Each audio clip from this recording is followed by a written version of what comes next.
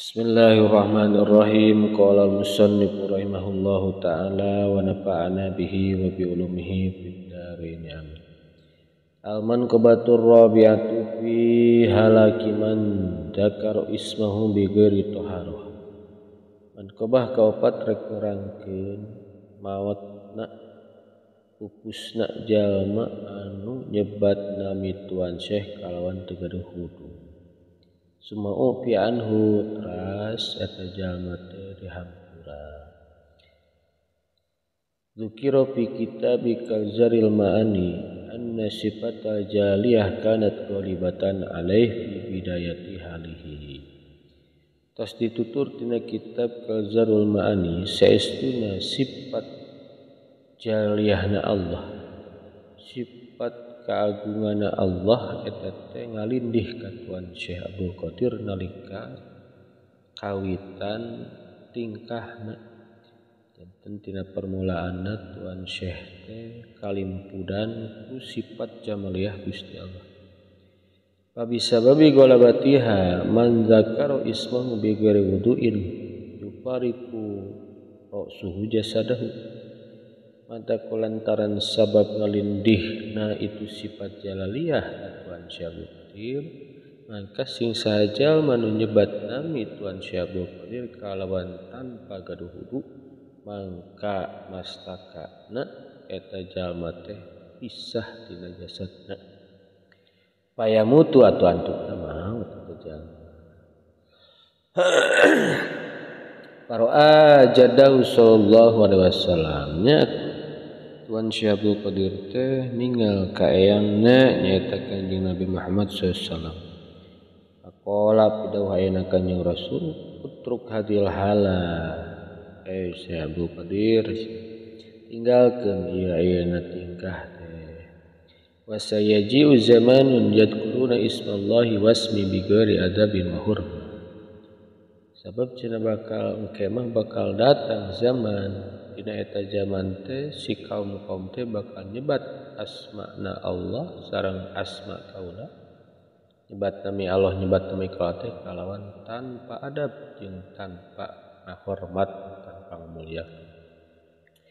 Atuh kulantaran deui urang ditinggalkeun ku Kanjeng Rasul patarokah rahmatan lil ummahnya Tuan Syekh Abdul Qadir ninggalkeun eta ayeuna kitu ninggalkeun kabiasaan teh kulantaran ayeuna nyaah ka umat. Wa qala ba'duhum ngadawuh sapelina ulama lamma ishtaharat hadil hala kala waktos ayeuna ieu tingkah teh masyhur nyaeta tingkah lamun nyebat nami Tuan Syekh teh gaduh wudu langsung ayeuna pegat sirahna. Walam yatik ahadun jeung ayeuna hiji jalma teu kuat teu kararuat tikrosmihi syarif bi ghairi wudu nutur nyebatkeun ayeuna nami Tuan Syekh anu mulia kalawan teu gaduh wudu. Makhofatan ala nafsi lantaran sieun ayeuna ka dirina. Nya wa ijtama auliya Baghdad para wali-wali ayeuna kota Baghdad kararumpul wal tajaa sareng ayeuna ngungsi wal tajau sareng ngungsi li hadratihi ka payuneun Syekh Abdul Qadir nya we ayeuna kitu katen Syekh Abdul Qadir. Maksudna naon aya wan nasa supaya Tuan Syekh ngapunten ka ayeuna manusia eta manusia anu nyebat ayeuna kitu nami Tuan Syekh kalawan teu gaduh wudu.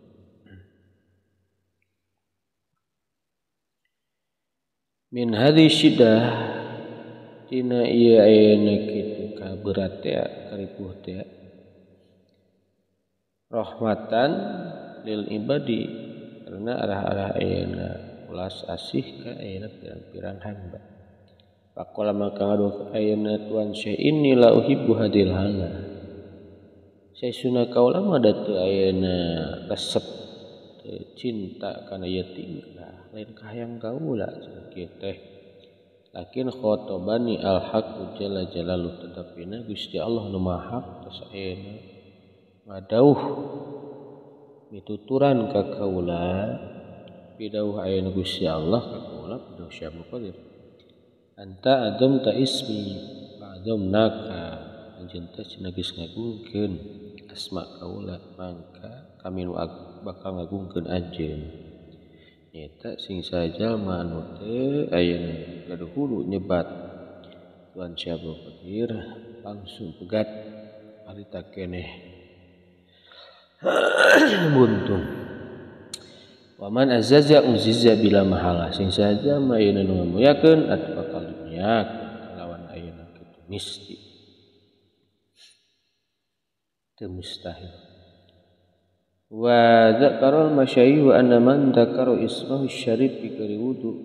yadiku alaihi rizq tos nutur sapale ayeuna pirang-pirang guru yen cenah saestuna jalmi nu nyebat nami Tuan Syekh anu mulya kalawan teu gaduh wudu eta teh cenah yadiku alaihi rizq rezekina bakal seret bakal rupuk atak urang ayeuna nya saena bade menakiban bade tuang ge kiriman supaya rezeki jembaran wa man nazara hadiyatan ila hadrati wala budda minal wafai jeung deui sing sajalma anu ayeuna nadar bade ayeuna ngasihan hadiah ka ayeuna hadratus syekh Tuan Syekh Abdul Qadir maka eta misti kudu disumponan teu beunang henteu li Allah yaqa bil jafa supaya ayeuna teu tumiba bil jafa tina ayeuna kitu bahaya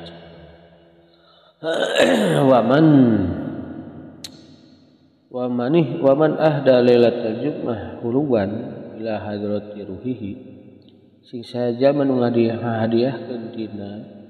wengian poe Jumat ngahadiahkeun ayeuna manisan amis-amis ila hadrati ruhihi pikeun ayeuna hadroh ruhna Tuan Syekh urang ayeuna pentingan Jumat hadiah misan pikeun ayeuna Tuan Syekh ras wa qara al-Fatihah ras baca Fatihah teh jalma teh ras wa qasamahu alal fuqara jeung ngabagikeun eta jalma kana eta manisan teh ka fakir pirang-pirang jalma fakir wastamadda min hadratihi ras eta jalma teh nyuhkeun pitulung ka ayeuna hadratus Syekh Syekh Abdul Qadir teh mangka cenah yumdadu bi amdadin kasyiratin eta jalma bakal ditulungan ku pirang-pirang pitulung anu seueur paman qara al-Fatihah li hadratihi fi badil ahyani ala ta'amihi min malihi fatahalahu aqdud darwen sing sajalma nu maca al-Fatihah pikeun hadratus Syekh pikeun Tuan Syekh Abdul Qadir tina sapalina pirang-pirang mangsa ala ta'amihi kana kadaharan medahar urang ayeuna hadiah heula min malhi tina harta eta jalma engke uruhna Allah fatahalahu aqdaroyan mangka kitu Gusti Allah bakal mukakeun ka eta jalma aqdad daroyan kana bundelanna ayeuna dunya sareng akhirat jadi ayeuna harupa dunia akhirat susah dibuka Gusti Allah. Wa man dzakara ismu syarif ala wudu'in bil ikhlas sittam fa innahu yakunu masruran fi dalikal yaum. Sing saja manu nyebat demi Tuan Syekh anu mulya kalawan gaduh wudu bari ayeuna manehna teh ikhlas anu sampurna mangka eta jalma teh bakal masruron dibungahkeun dina eta poe. Wa yamhullahu sayiatihi sareng Gusti Allah bakal ngalebur kana pirang-pirang amal awonna. Faqala ba'dhum tus ngadu sapan ulama sami an masyaihi anna sayyidina Gusti antum radhiyallahu ta'ala anhu kana mustaqilan bi qiraatihi zil yamani. Pilu sapalina ulama cenah anjeunna ngadoh kieu kaula cenah kantos nguping ti pirang-pirang ayeuna guru kaula yen saestuna Tuan Syekh Abdul Qadir Al-Jailani teh atak kitu teh kana mustaqilan bi qiraati hifzil yamani sabab cenah anjeunna sok ngadawamkeun ayeuna maca hirzul yaman. Hirzul yaman al musamma bi hirzil murtadawi anu sok disebut nama lainna teh cenah hirzul murtadawi bisa pilih atanapi saifullah namanya pedang Allah. Wa min kasrat istighalih bi qiraatihi galabat alaihi sifatul jalali. Tina sebab ayeuna Tuan Syekh tiasa nyibukeun ngadawamkeun macana itu zamannya we galabat alaihi sifatul jalaliyah. Maka sifat keagungan Gusti Allah ngalindih ngalimpudan ka anjeunna. Ibadi alihi dina kawitan tingkahna. Wasorot sifatul jalaliyah lahu kasayf al-batir anakal munkirin atuh ayeuna eta sifat jalaliyah Gusti Allah teh jadi pikeun Tuan Syekh teh seolah-olah seperti pedang anu neukteuk kana pirang-pirang beheungna jalma-jalma malungkar. Was sahmis saibi akbadal mu'anidin sareng saperti deui jika ayeuna panah anu ngeunaan tepat sasaran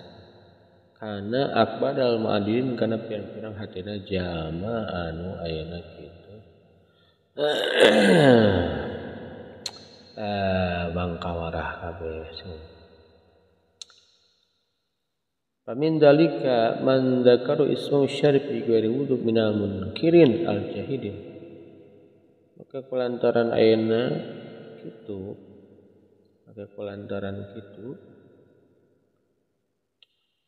atak sing saja menunjabat nama Tuhan Syekh mulia kalau untuk gaduh wudu minal munkirin al jahidin ti pirang-pirang jamun inkar anu ayeuna kitu bangkawarah anu teu percaya anu nampik cik urang jahil teu narima fa innahu yufariqu ra'sahu maka eta jalma teh bakal ayeuna yufariqu ra'suhu jasad sirahna eta jalma bakal misahan kana jasad kunaon bisa fi qudrati rabbil alamin ku pedangna sifat qudratna Gusti Allah anu maha mangeranan sadaya alam. Qara'an Nabi sallallahu alaihi wasallam mangka ayeuna Tuan Syekh ninggal Kanjeng Nabi Muhammad sallallahu alaihi wasallam fil mukasyafah dina kaayaan mukasyafah terbukana hati. Faqala ngadawkeun Rasulullah sallallahu alaihi Tuan Syekh anta sirta sayfan anjeun teh nama geus ayeuna jadi pedang. Tahtaja ila qiraatihi la tahtaju ila qiraatihi maka anjeun ayeuna teu butuh pikeun macana. Ayeuna mah cenah da geus 3 geus ulah dibaca deui. Bahaya.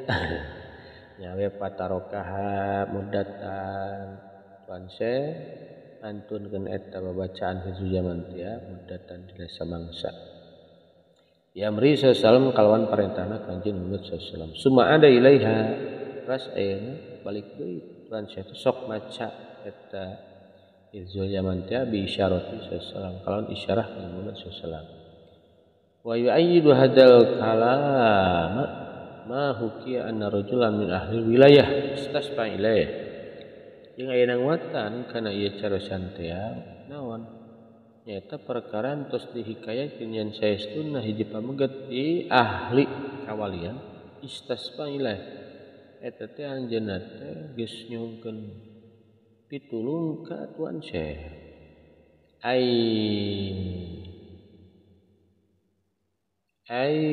ya pannasa supaya Tuan Syekh ngapunten ayeuna manusia min hadil hadratil azimah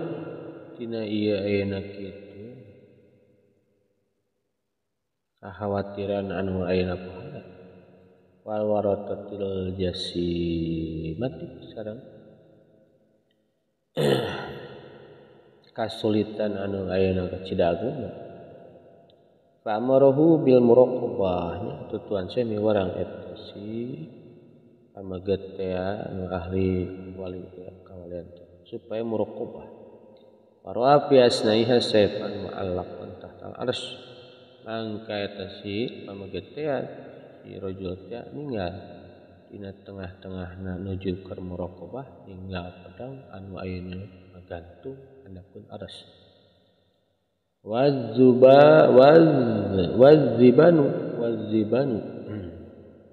wazibanu yadribna an usahun bisayf jeung silalu teh eta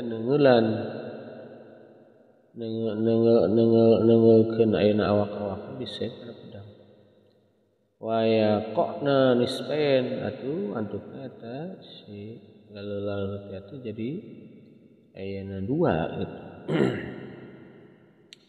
Ayeuna musyahadatihi hadil halah amaru syekh fat ainaihi nalika ningalna itu si pemuda si lalaki teh kana ieu tingkah ningal nu laleur kitu teh nya tuan syekh miwarang ayeuna eta pamuget supaya mukakeun dua sacana qala lahu pada tuan syekh eta pamuget idza harabat adzibanu as-sayfa la yarona illa quti'aru sahun mana-mana lalu ayeuna lan gitu idza harabat di mana-mana ayeuna kitu merangan di mana lalu teh merangan as-sayfa kana pedang la yarawna moal ayeuna kitu ninggal eta si ayeuna kitu si dubab teh illa kutiaru suhunna angin ayeuna sirah-sirahna bakal pegat fa muhibbunal muhlisuna yatuluna ismi bil adab wal hurmah fi kulli hal jalma-jalma para pecinta anu ayeuna arah ikhlas mah bakal nyebat nami kaula kalawan adab sareng ayeuna ngamulyakeun dina setiap tingkahna wa yatashabbatsuna bi dzalil afwi wal maghfirah fi jamil ahwal jeung ayeuna muhibun teh bakal cecekelan ku ayeuna tungtungna baju pangampura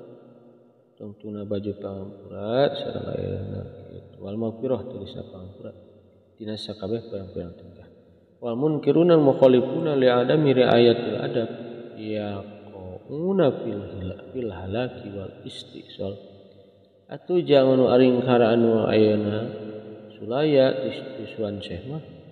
lantaran aranehna teu ngaraksa adab teh yaquna fil halak bakal tumibat dina kauksakan eta maut teh kal istisal sareng ayeuna bakal beak bakal sirna wa qala radhiyallahu taala anhu madawa ayeuna wan syekh Abu Qadir radhiyallahu anhu ana sayf masyhur kaula teh sayf eta ari pedang kaula teh masyhurun geus masyhur qausi maturun atuh ayeuna gondewa kaula teh eta geus dipasang sahami saibah yang ayeuna panah-panah kaula teh eta tepat sasaran paparsi masrujun atuh kuda-kuda paparsi jeung kuda kaula teh masrujun geus di ayeuna ke selaan geus disiapkeun urang ananarullahi muqaddah kaula teh seun Allah anu tos ngurungkeun wa ba'das tishfa'i jami' ahli Baghdad ing sabadana ayeuna nyuhkeun syafaatna sakabeh pirang-pirang ayeuna ulama ahli Baghdad nyawa atuh rupiat tilkal halah an ahlil inad mangka ayeuna dileungitkeun naon tilkal halah eta ayeuna tingkah teh maksudna teh anu ayeuna nyebat nganggo wudu teh lamun wudu buntung an ahlil inad di ayeuna ahli ayeuna nu inkar nampi kapungkur mah asal jalma percaya inkar ka tuan syekh kamu jeung ngahinakeun mah nyebat mi tuan syekh teh gaduh huru langsung kelenceng masnaka tah sama kala waktu saena nyuhkeun syafaatna ahli-ahli Baghdad